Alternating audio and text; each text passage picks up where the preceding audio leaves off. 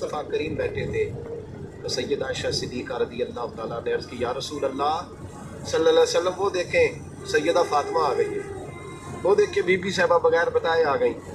حضرت فاطمہ الزہرا آئی، حضور نے فرمایا فاطمہ بغیر اطلاع کے، حضور چھوٹا سا کام تھا، کیسے آئی ہو؟ بی بی صاحبہ نے نا عورتوں کا پلو ہوتا ہے نا چادر کا، پلو کھولا تو ایک روٹی بندھی ہوئی تھی، کھول کے پیش کی، بیٹے یہ کیا ہے؟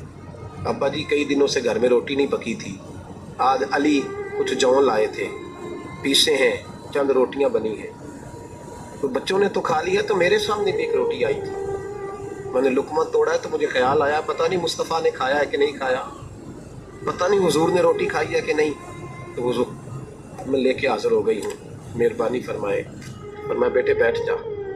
حضرت فاطمہ بھی بیٹھ گئی، سیدہ عائشہ کہتی ہیں حضور بھی بیٹھ گئے۔